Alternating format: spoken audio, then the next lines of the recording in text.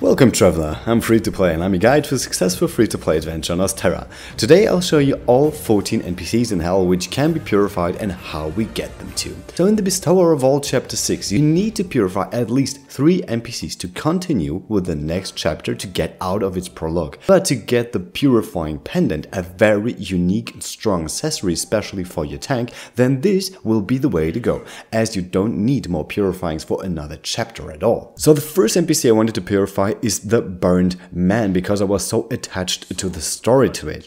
And like with every other NPC, you have to inquire further to get the new added information about the purifying and what they will need to get purified. But you don't have to gamble here. I tell you exactly what you need to know, but for that man it was totally sure where to go. You have to get to the crack spear in the living world again and get to the NPC the Burned Man was linked with in the first place. And after talking to that NPC without even touching that blue symbol, you just ran into a dialogue, and with the NPC appearing after the dialogue, it is clear that you have passed the purifying quest here. So every of those quests is unique and has a very special theme to it. So you should read about it. It is very interesting and gives a little nice touch to that game. Getting back to Hell Crackspear and to that NPC in particular again, you can see the blue glimmer around that speech bubble, and that tells you you can purify now. And just by clicking onto this button, you make that NPC purify. What you have to consider is that you can't get them as an ally now. Or if you had them as an ally, then they will disappear from the available allies you had. So that was the first one, and I just ran into the next one in Valore Forest immediately because there was another story from the Bestower of All chapter 2, which I was also very attached to. And here you can also inquire further, but you have to do something new now. You have to impress that unit again before going to the NPC who's attached to that story. After beating that NPC, you take that NPC with you, and this way you can fast travel to the boy and just trigger the event with father and boy. At this time I'm recording, maybe you had to have the Burned Man too for the first quest, because I have impressed him, so maybe you have to do it. And after returning to Hell Valore again, you can now purify that NPC too. Number 3. By the way, there are no real numbers. You can go for anyone at any time. You don't have to go to that one before you reach that one or something. Apart from the paired NPCs, which I will come to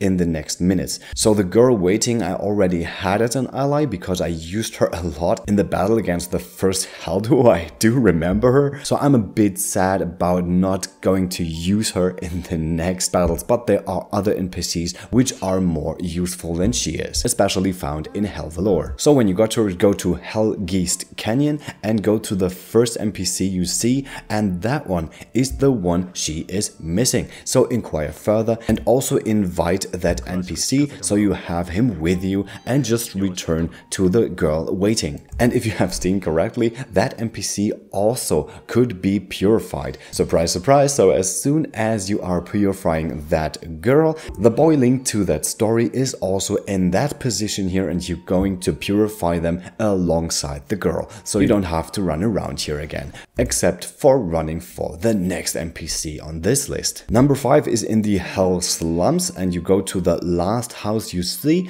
and there is this old man, which needs to have some information written on a tome, so we have to get them. And there were only 2 possibilities to go for, Theatropolis or Atlas Dam. And what's it gonna be? Atlas Dam. So just go for the place where the most books are hoarded and speak to the unit at the reception, and this will trigger an event where she is going to speak about that tome especially, returning to Hell and also purifying him. Number 6, we're going to the most southeast building here, and this contains an NPC which can be purified instantly. Okay, that is good for the prologue chapter, because you don't need to invest any time here and just continue with the story. So none of those purifyings are very hard to solve, but it can be difficult if you don't know where to look exactly, if you never read the story of this game. So I would advise you to do that, because the lore of this game is also very fascinating. So number 7 is in Crackspear Pass 1000. So we just have to enter Geest Canyon again and just go to the right,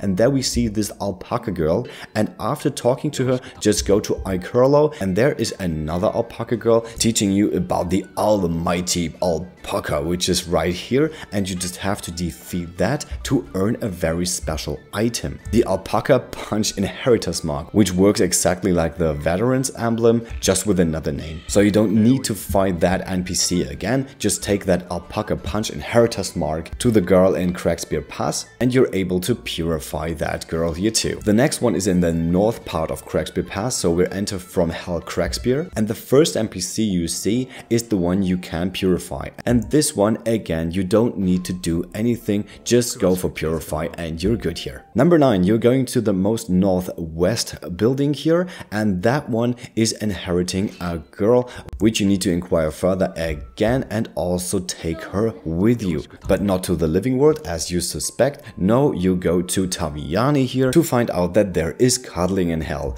But this is not very helpful because you need to purify her. So there is another thing which you have to do now. So get back to the living world in Valore and go to the same building as you were entering, but there's an NPC standing in front of it and you get something. You just give to that NPC and you see the blue glimmer here. You can go for the purification now, and afterwards, because she's gone now anyway, you have to cuddle in the purifying world. So he goes with her. There is another easy one in Hornburg Castle, where you just go into the first room of the castle and there is this guard here, and you just take him to the king, which is not there right now, but in this scene he is there, and then this guard will also be able to be purified here at exactly that spot. Going for the first fast travel here on Hornburg Pass, you just go to that spot and there is that NPC here, which also needs to be purified. But there's a special thing here, you have to take him to Shepherd's Rock. And that was a fascinating one because I didn't know what he was talking about, because there is another town he was referring to.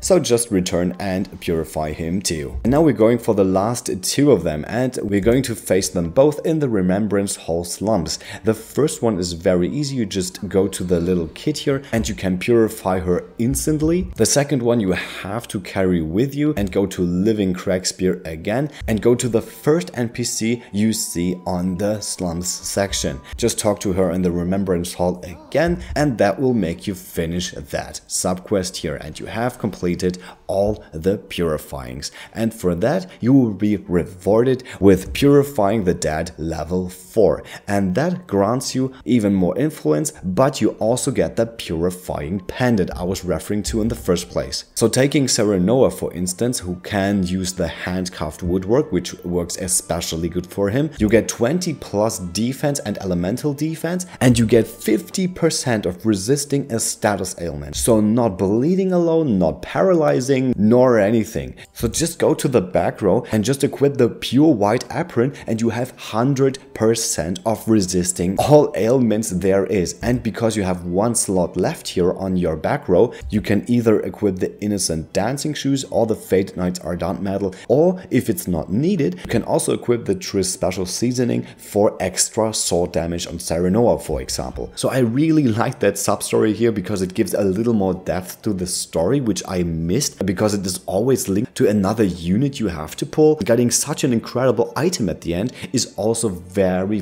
satisfying. So every question should be solved by now, but if there are more, please write them in the comments or in my Discord group. And if you'd like this channel to class up, I really appreciate a subscription if you didn't already, and give thumbs up to this video if you liked what you've seen. See you next time, you're free to play.